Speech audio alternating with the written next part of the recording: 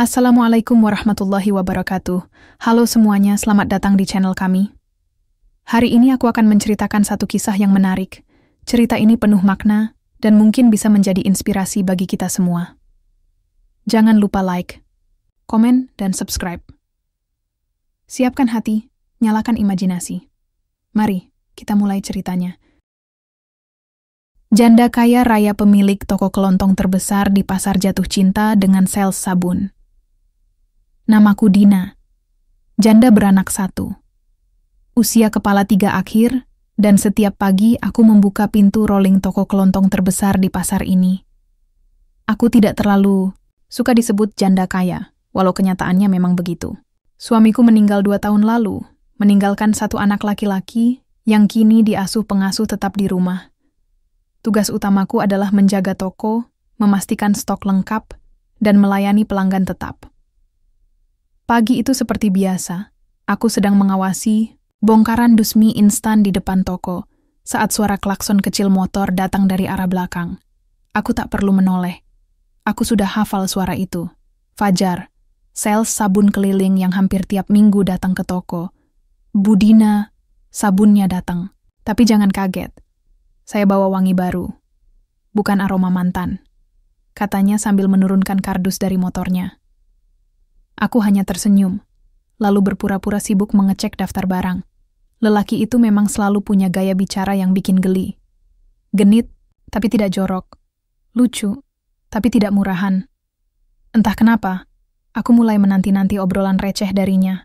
Bu, kalau sabun ini dipakai, dijamin semua masalah langsung bersih, katanya lagi, menaruh 2 dus di pojok gudang kecil. Masalah saya bukan kotor, Mas Fajar. Masalah saya... Iya begitulah, jawabku singkat. Dia tertawa. Suaranya lepas, tanpa beban. Tak seperti aku, yang setiap malam masih bergelut dengan sepi di rumah seluas itu. Hari-hari berlalu, dan Fajar datang semakin rutin. Kadang ia datang tak hanya untuk antar sabun. Kadang hanya untuk bercerita tentang pelanggan aneh yang ia temui, atau menanyakan kabar putraku yang ia lihat sekali saat ikut ke toko. Semuanya terasa ringan. Suatu siang, ketika pasar agak lengang, dan udara panas tak tertahankan, dia menghampiriku yang duduk di kursi kecil depan toko. Bu, udah makan? Belum. Mau makan bareng saya? Warung pecel sebelah, sambalnya baru diulek. Aku menoleh, heran dia berani menawari makan seperti itu. Tapi aku malah mengangguk. Ya udah, tapi saya traktir. Dia cepat-cepat berdiri. Nggak bisa, Bu. Ini ajakan pria. Harus saya yang bayar, walaupun cuma nasi pecel. Di warung itu, kami makan bersebelahan. Tidak banyak yang memperhatikan. Mungkin karena pasar sudah terbiasa melihat yang aneh-aneh. Tapi di dalam hati, ada sesuatu yang berbeda. Setelah makan, kami duduk di bangku panjang dekat toko buah. Aku cerita tentang anakku yang mulai belajar menulis. Dia cerita tentang ibunya yang tinggal di kampung. Kami tertawa di sela debur suara, orang menawar harga. Sejak saat itu, aku dan Fajar sering jalan bareng. Kadang setelah toko tutup, kami keliling pasar yang sudah lengang. Kadang kami duduk di pelataran masjid, hanya ngobrol sambil minum teh kotak. Aku tahu ini tidak biasa. Aku janda. Dia pria lajang, masih 30. Banyak yang mungkin akan bicara di belakang. Tapi aku tak peduli. Hati ini sudah terlalu lama diam. Suatu malam, saat aku baru selesai menidurkan anakku dan bersiap istirahat, aku membuka pesan WhatsApp dari Fajar. Bu Dina, makasih ya hari ini. Saya senang bisa ngobrol dan ketawa bareng ibu. Gak tahu kenapa, saya selalu pengen nyenengin ibu. Aku diam lama membaca pesan itu. Jantungku berdebar. Aku mengetik, lalu menghapus. Mengetik lagi, lalu menutup ponselku. Keesokan, harinya, saat Fajar datang ke toko, aku menunggunya di meja kasir. Mas Fajar, kataku saat dia meletakkan nota. Ya Bu? Apa yang Mas rasakan ke saya? Itu cuman bercandaan atau serius? Tanyaku. Dia kaget. Mungkin tak menyangka aku akan menanyakan itu secara langsung. Tapi dia tidak lari. Awalnya bercanda, Bu. Tapi makin lama, saya pengen bercanda ini nggak pernah selesai. Saya suka sama ibu. Aku tersenyum kecil. Saya juga, Mas. Kalau begitu kita jangan main-main. Saya nggak mau hubungan yang digantung. Fajar menatapku lekat. Saya serius, Bu. Tapi saya bukan siapa-siapa. Saya cuma bawa sabun keliling. Aku tertawa. Dan saya jual sabun yang Mas bawa. Kita cocok kan? Hari itu, semua berubah. Dari sekadar canda, jadi janji. Dari genit, jadi niat. Dan aku tahu, hidupku akan berbelok ke arah yang tak pernah aku duga. Sejak hari itu, hubungan kami jadi berbeda. Bukan lagi sekadar candaan genit antara sales dan pemilik toko. Sekarang, Fajar jadi orang pertama yang kutunggu tiap pagi. Bukan karena sabun, tapi karena wajahnya. Cara bicaranya. Bahkan cara dia menyeruput teh di warung langganan kami pun mulai terlihat menarik. Kami tidak pernah menyebut diri sebagai pacar secara resmi, tapi sikap Fajar jelas berubah. Lebih perhatian, lebih sering datang. Kadang-kadang dia datang bahkan saat tidak ada pengiriman barang. Alasan klasiknya, cuma lewat. Padahal aku tahu, rumahnya jauh dari sini. Waktu itu, aku sedang mencatat stok roti tawar ketika dia masuk, membawa 2 kantong plastik. Buat ibu dan anak, katanya sambil nyodorin 1 kantong berisi bubur ayam, dan 1 lagi berisi susu kotak. Aku melirik kantong itu. Mas, ini pasar. Nggak usah terlalu manis. Saya bisa beli sendiri. Dia nyengir. Iya, saya tahu. Tapi saya pengin dimanja juga sesekali. Aku tertawa kecil. Yang biasanya dimanja itu saya, bukan Mas. Fajar memang beda. Meski sederhana dan hidup pas-pasan, dia tidak pernah kelihatan minder. Justru dia selalu percaya diri, bahkan ketika duduk di sampingku di warung bakso yang sempit, dan semua mata memperhatikan kami. Bu, kalau orang-orang tahu kita deket, ibu nggak takut dikata-katain? Tanyanya saat itu. Aku menggeleng. Yang penting kita tahu niat kita. Yang ngomongin belum tentu punya hidup lebih bahagia dari kita. Jawabanku membuatnya diam sebentar. Lalu dia mengangguk. Berarti kita sah ya? Resmi pacaran? Aku menatapnya. Kalau Mas serius, saya nggak main-main. Insya Allah, Bu. Saya serius. Hari-hari setelahnya jadi terasa singkat. Kami makin sering keluar bareng. Tapi tetap sederhana.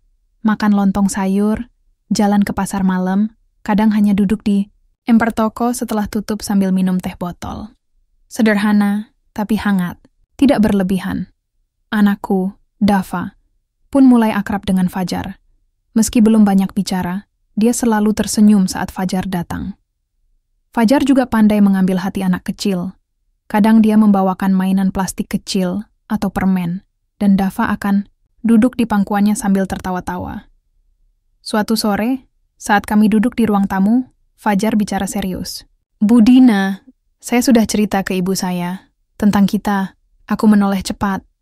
Sudah? Iya. Awalnya ibu saya agak ragu. Dia takut saya terlalu cepat ambil keputusan. Tapi saya bilang, saya nggak pernah seyakin ini. Aku terdiam beberapa detik. Dalam hati aku senang. Tapi juga waspada. Aku bukan gadis muda. Aku sudah punya tanggung jawab.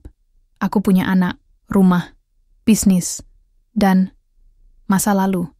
Kalau saya bilang, kita nikah bulan depan. Mas siap? Dia menarik napas, lalu mengangguk mantap. Siap.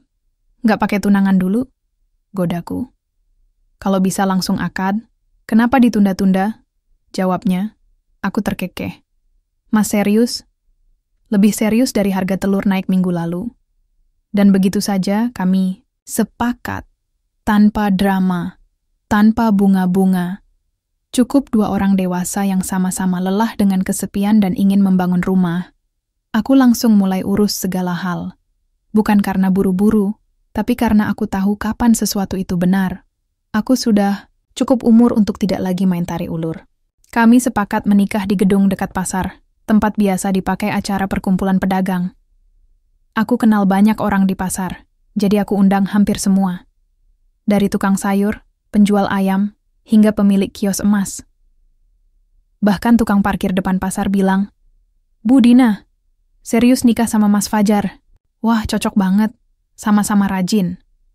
Fajar juga mengurus keluarganya di kampung. Aku tidak menuntut banyak dari pihaknya. Yang penting mereka hadir dan ridha. 2 minggu sebelum akad, Fajar mulai ikut mengatur toko.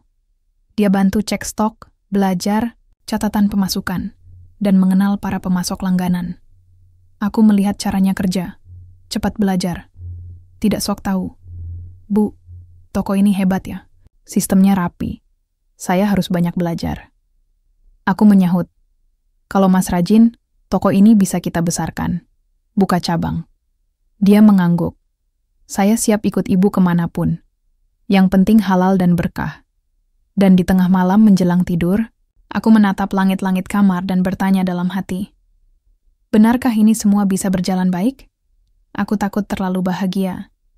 Karena biasanya, setelah bahagia, hidup mulai mengetes kita.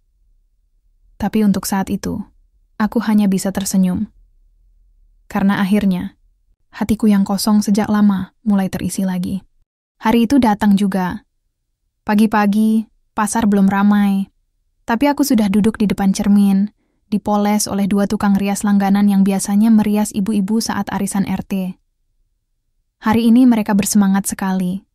Katanya ini pertama kali mereka merias pengantin kaya dari pasar. "Bu Dina cantik banget ya Allah." "Mas Fajar pasti klepek-klepek," ujar salah satu dari mereka sambil menempelkan bedak. Aku hanya tersenyum. Dalam hati, aku deg-degan. Bukan soal riasan atau pesta, tapi tentang kehidupan setelah pernikahan. Pernikahan itu bukan hanya soal pesta dan foto, tapi soal kesiapan 2 orang dewasa berbagi hidup. Gedung serbaguna dekat pasar itu sudah dipenuhi kursi sejak pukul 8. Pedagang-pedagang pasar berdatangan. Beberapa pakai baju batik lusuh. Ada yang masih bau ikan, tapi semua tersenyum ramah. Di tengah-tengah ruangan, panggung kecil dihiasi bunga plastik dan backdrop bertuliskan, "Akad nikah Dina and Fajar." Sederhana, tapi hangat. Tidak ada EO mewah, tidak ada dekorasi mahal. Semuanya dikerjakan oleh para tetangga pasar dan teman-teman toko. Aku muncul dengan gaun berwarna krem. Tidak terlalu mencolok, tapi tetap anggun. Di sisi lain ruangan, Fajar muncul dengan jas pinjaman. Celananya agak sempit, tapi dia tetap terlihat percaya diri. Saat penghulu mulai membacakan akad, suasana mendadak hening. Tidak ada suara kereta dorong, tidak ada suara tawar-menawar. Yang ada hanya suara Fajar mengucap ijab kabul dengan lantang. Saya terima nikahnya Dina binti Suwito dengan mas kawin tersebut. Tunai. Tepuk tangan membahana. Beberapa pedagang bahkan bersorak. Aku menunduk menahan senyum. Aku sah. Kami resmi suami istri. Setelah itu acara makan siang dimulai. Nasi box dibagikan ke semua tamu. Ada ayam kecap, tempe orek, dan sambal terasi. Tidak ada catering mahal, tapi semua orang makan dengan senang hati. Beberapa orang mengabadikan momen itu dengan kamera HP jadul. Foto kami tersebar cepat di grup WA pedagang pasar. "Bu Dina, suaminya cakep juga ya. Sederhana tapi mantap," bisik seorang ibu penjual telur. Aku hanya menanggapi dengan senyum. Hari itu, kami tidak berbulan madu keluar kota. Kami langsung pulang ke rumahku. Fajar masuk ke rumah mewah itu dengan ransel kecil. Tidak banyak barang yang ia bawa, tapi kehadirannya mengubah seluruh suasana rumah. Dava menyambut kami dengan pelukan. Dia masih kecil, belum sepenuhnya paham arti semua ini. Tapi dia tampak nyaman berada di dekat Fajar. Malamnya, setelah semua tamu pulang dan rumah tenang, aku duduk di teras bersama Fajar. Angin malam masuk pelan, suara serangga mengisi sunyi. "Mas," kataku pelan. "Saya tahu hidup kita nggak akan selalu mulus, tapi saya siap kalau Mas juga siap." Fajar mengangguk. "Saya siap, Bu, selama kita jujur satu sama lain." Malam itu juga kami mulai menyusun rencana. Besoknya Fajar resmi ikut membantuku mengurus toko. Dia tidak canggung, bahkan langsung turun tangan cek stok dan pembukuan. Aku melihat dia berusaha, keras, belajar cepat, dan tidak gengsi meski statusnya suamiku sekarang. 3 bulan setelah pernikahan, toko kelontong kami makin ramai. Fajar mengusulkan ide membuka cabang kecil di ujung pasar sebelah. Awalnya aku ragu, tapi melihat semangatnya, aku setuju. Dia turun langsung mencari lokasi, negosiasi harga kios, sampai urus izin. Semua dilakukan dengan serius. Aku terharu. Tidak sia-sia aku percaya padanya. Bu, kalau toko baru ini lancar, kita bisa buka lagi satu di kampung saya, katanya suatu malam. Aku hanya menjawab, Mas, yang penting kita jangan sombong. Bisnis itu rezeki, bisa naik turun. Dia mengangguk. Saya janji, saya nggak akan lupa diri.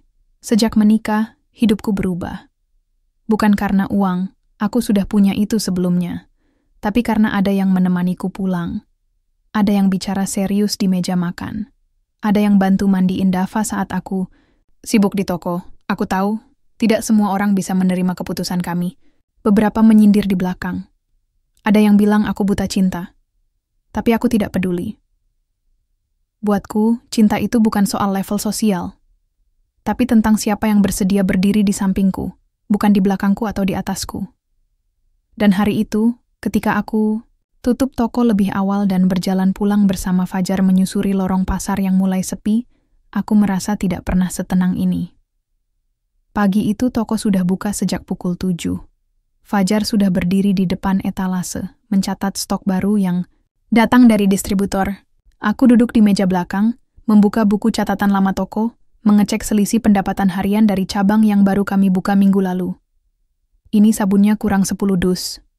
Katanya sambil menunjukkan kwitansi pembelian. Katanya supir, truk salah muat. Aku angguk. Kita tunggu sampai besok. Kalau nggak datang juga, kita minta ganti. Fajar bekerja cepat. Dia tahu seluk-beluk pasar, meski baru seumur jagung pegang kendali toko.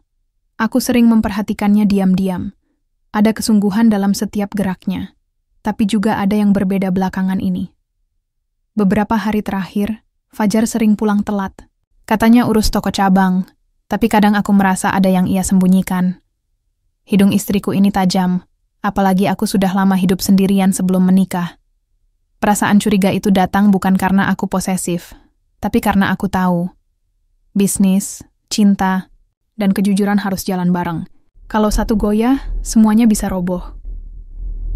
Suatu malam, saat dia tertidur di sofa ruang tamu, aku buka tas kerjanya diam-diam. Di dalamnya ada satu map biru berisi proposal pembukaan toko baru. Tapi yang bikin aku berhenti adalah brosur kecil di balik map itu. Iklan motor sport mahal, dilingkari dengan pulpen merah. Aku menghela napas. Motor itu setara dengan modal satu cabang toko. Kenapa Fajar tiba-tiba tertarik barang begitu? Keesokan harinya, aku ajak dia bicara baik-baik. Mas, aku temuin brosur motor di tas Mas. Kamu ada rencana beli motor itu? Dia diam sebentar. Iya, aku cuma lihat-lihat. Nggak beli kok. Mas, boleh aja punya keinginan. Tapi tolong jangan sembunyi-sembunyi. Semua yang Mas pegang sekarang bukan cuma uang, tapi juga kepercayaan. Dia tertunduk. Maaf, aku cuma pengen punya sesuatu buat diriku sendiri. Biar nggak kelihatan cuma numpang hidup dari istri. Aku terdiam. Kalimat itu menusuk. Aku nggak pernah anggap Fajar numpang hidup.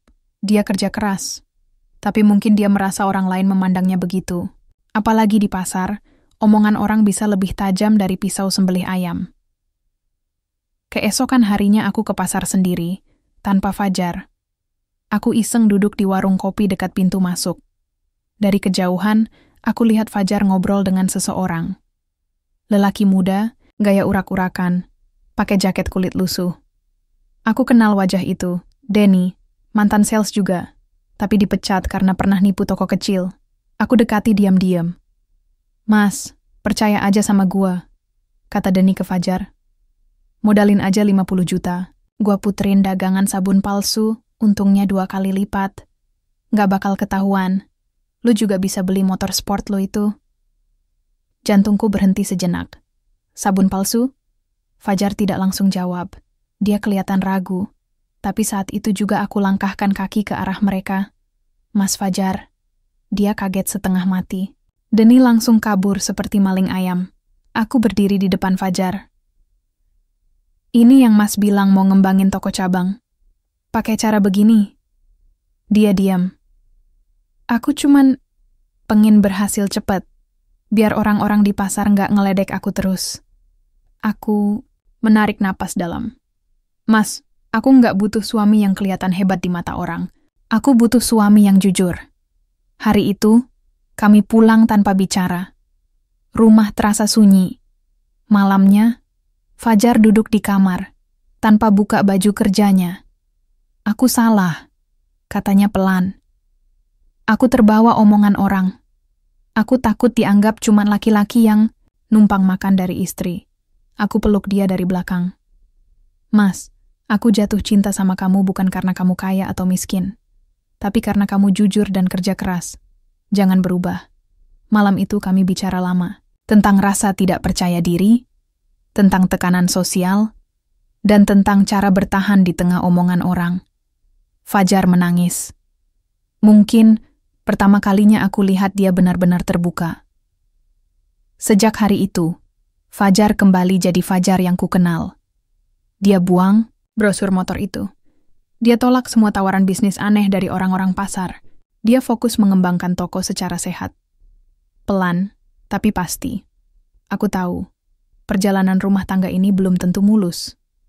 Tapi aku percaya, selama kami saling jujur dan saling menenangkan, semua bisa dilewati. Karena cinta yang dibangun dari kejujuran, selalu lebih kuat daripada cinta yang dibungkus gengsi. Hari itu toko sedang ramai-ramainya. Pasar sedang ada hajatan, dan pembeli datang dari berbagai penjuru. Cabang toko kami di Blok C juga ramai luar biasa. Fajar mondar-mandir dari satu toko ke toko lain. Aku sesekali memanggilnya dari interkom, cuman untuk pastikan dia minum atau makan siang. Tapi seperti biasa, dia hanya menjawab, "Iya, nanti, sayang," dan lanjut kerja. Sejak kejadian dengan Deni tempo hari, hubungan kami kembali membaik. Fajar lebih terbuka, dan aku juga belajar untuk tidak terlalu mencurigai. Tapi entah kenapa, hari itu perasaanku tidak enak sejak pagi. Mungkin karena semalam Fajar bilang akan bertemu dengan distributor besar yang ingin kerja sama langsung untuk pasokan sabun. Namanya Pak Rudi. Orangnya serius, tapi dia suka langsung cek ke toko, lihat sistem dan alur barang. Jadi aku mau temuin dia siang ini di warung dekat parkiran pasar, kata Fajar waktu itu. Perlu aku temenin? Tanyaku. Nggak usah, biar aku saja. Biar kelihatan aku yang handle urusan lapangan. Jawabnya sambil senyum. Aku paham maksudnya. Dia ingin menunjukkan bahwa dia bisa mandiri. Tapi tetap saja, ada yang mengganjal. Sekitar jam 2 siang, aku ditelepon Yuli, pemilik toko sembako di ujung pasar. Bu Dina, maaf. Saya barusan lihat suami ibu duduk di warung sama perempuan muda. Kayaknya bukan urusan dagang. Aku diam, tidak langsung percaya. Mbak Yuli pasti lihat sendiri? Tanyaku pelan. Iya, saya duduk persis 2 meja sebelah. Mereka berdua kayak bisik-bisik dan, maaf Bu, perempuan itu nyender ke bahunya Mas Fajar. Darahku seperti naik ke kepala. Tapi aku tetap tenang, tidak mau buru-buru bertindak. Aku matikan telepon, lalu bilang ke pengasuh anak untuk jaga toko. Aku berjalan ke arah warung dekat parkiran, mencoba menahan diri agar tidak terbakar amarah. Dari kejauhan, aku lihat Fajar. Duduk dengan seorang perempuan yang tidak kukenal. Rambutnya dicat pirang, bajunya mencolok. Mereka tertawa. Perempuan itu menyentuh lengan Fajar. Dan yang membuatku tercekat, Fajar tidak menepis. Aku menunggu beberapa detik sebelum mendekat. Mas Fajar, panggilku tenang. Fajar kaget. Perempuan itu juga kaget. Aku duduk di kursi kosong di samping mereka. Aku lihat kamu sibuk, jadi aku bantu temuin rekan bisnis barumu ini, kataku. Fajar terbata. Dina, ini... Perempuan itu berdiri. Maaf, saya duluan. Dia pergi buru-buru. Fajar mengejarnya sebentar lalu kembali duduk. Siapa? Dia? Tanyaku. Namanya Lani. Dulu teman lama. Kami pernah kerja bareng waktu aku masih jadi sales freelance. Kenapa kamu tidak pernah cerita? Fajar menatapku. Aku malu. Kami pernah dekat. Tapi dulu, waktu hidupku masih amburadul. Aku ketemu dia lagi minggu lalu, tanpa sengaja. Dia katanya butuh kerja. Aku cuma bantu. Dengan cara membiarkan, dia nyender ke kamu di depan umum. Fajar tertunduk. Aku salah.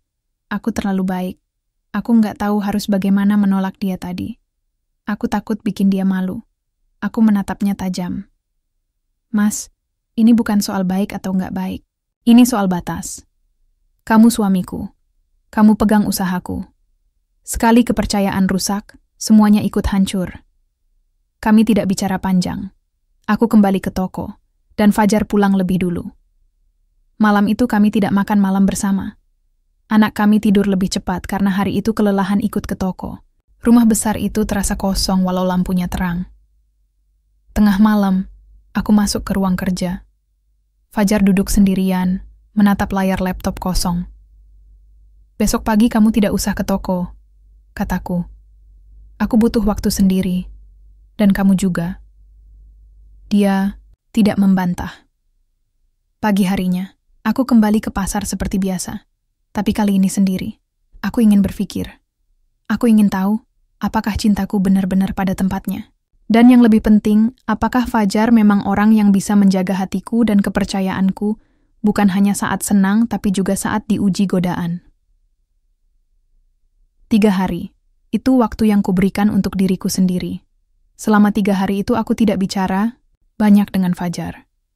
Kami tetap tinggal serumah, tetap duduk di meja makan yang sama. Tapi rasanya seperti 2 orang asing yang hanya numpang lewat di hidup masing-masing.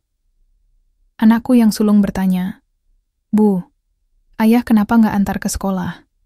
Aku jawab pelan, "Ayah lagi istirahat. Aku tidak tahu harus bilang apa. Aku cuma ingin waktu. Aku ingin lihat, apakah Fajar bisa mengerti bahwa hidup bersama bukan sekadar soal cinta, tapi juga tentang menjaga kepercayaan." Hari keempat, pagi-pagi aku sampai lebih awal di toko. Aku ingin bersih-bersih gudang, cek stok barang, dan pikirkan ulang sistem pencatatan cabang baru. Tapi saat membuka pintu toko, aku terkejut. Fajar sudah di sana. Bukan hanya duduk atau ngeteh seperti biasa. Dia membersihkan etalase, menyapu lantai, menata dus sabun, dan mengepel sendiri. "Ngapain kamu?" Tanyaku singkat. Dia berdiri, menatapku. Aku tahu aku salah, dan aku tahu ucapan maaf saja tidak cukup.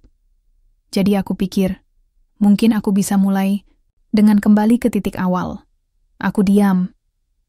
Menatapnya masih penuh tanya. Dulu, waktu aku pertama kali nganter sabun ke toko ini, aku cuma tukang sales kecil, tapi kamu kasih aku tempat. Kamu percaya. Dan aku janji waktu itu, aku akan jaga kepercayaan itu. Tapi ternyata, aku lengah. Aku biarin diriku digoda masa lalu yang gak penting. Aku mendengar, tanpa menyela. Aku gak tidur sama dia. Aku gak selingkuh secara fisik. Tapi aku tahu, kesalahan bukan soal seberapa jauh, tapi soal seberapa dalam menyakiti. Dan aku nyakitin kamu. Lalu dia keluarkan sesuatu dari saku jaket. Sebuah kunci. Aku mau kamu ambil alih semua kendali toko dulu. Cabang-cabang juga. Aku mundur sementara. Aku perlu benerin diriku dulu. Kalau kamu masih mau, nanti aku balik bukan sebagai pemilik, tapi sebagai suami yang ngerti arti tanggung jawab. Aku menatap kunci itu. Hati kecilku mulai melembut, tapi aku tetap tegas. Jadi kamu sadar sendiri, bukan aku yang usir kamu. Fajar angguk. Iya, ini keputusan dari laki-laki yang pengen berubah. Bukan karena takut, tapi karena sadar. Aku tidak ambil kunci itu. Aku hanya bilang, kamu boleh kerja di toko ini lagi kalau kamu udah yakin bisa tahan godaan. Dunia usaha ini keras, Mas. Dan orang yang kita sayangi bisa hancur kalau kita terlalu lunak sama dunia. Fajar tersenyum. Aku akan belajar jadi lebih tegas. Mulai dari bilang tidak pada yang nggak benar. Hari-hari berikutnya, Fajar benar-benar mundur dari urusan operasional toko. Dia mulai dari bawah. Jualan sabun keliling lagi, bukan pakai mobil, tapi naik motor seperti dulu. Aku tahu karena beberapa pemilik toko di pasar bilang, "Suamimu datang, Bu, ngantar sabun sendiri." Mereka kagum, karena Fajar tidak malu kembali ke akar. Dan aku juga pelan-pelan mulai percaya lagi, karena dia bukan hanya bicara, tapi membuktikan. 3 bulan kemudian, saat pembukaan cabang kelontong kelima kami di luar kota, Fajar datang sebagai tamu, bukan direktur. Tapi dia ikut kerja dari pagi, bantu susun barang, bahkan bantu pelayan jaga kasir. "Kalau kamu mau pegang cabang ini lagi, silakan," kataku. Dia menggeleng. "Belum, aku masih belajar. Tapi aku senang bisa kerja bareng kamu lagi." Hari itu aku tahu, kami sudah melewati badai. Bukan karena aku memaafkan, tapi karena dia memilih berubah. Dan anak-anak kami melihat bahwa rumah tangga bukan soal siapa, benar atau salah, tapi soal siapa yang mau bertahan, berjuang, dan memperbaiki. Beberapa tahun kemudian, hidup kami semakin mapan. 2 anak tambahan hadir di tengah keluarga. Toko kelontong kami berkembang pesat. Bukan hanya di kota kami, tapi juga di kota sebelah. Fajar kembali ke posisi manajer utama, tapi dia tetap sederhana. Dia tidak sombong, tidak sok tahu. Dan yang paling penting, dia selalu ingat, saat hidup naik, jangan lupakan tanah tempat kita berpijak. Karena di pasar ini, semua bisa berubah. Yang tadinya pembeli bisa jadi pemilik. Yang tadinya sales sabun bisa jadi suami janda pemilik toko. Tapi satu yang tak boleh berubah, sikap rendah hati. Kami pernah diuji. Dan kami belajar bahwa kesetiaan itu bukan berarti tidak pernah tergoda, tapi selalu memilih pulang ke rumah, meski sempat salah jalan.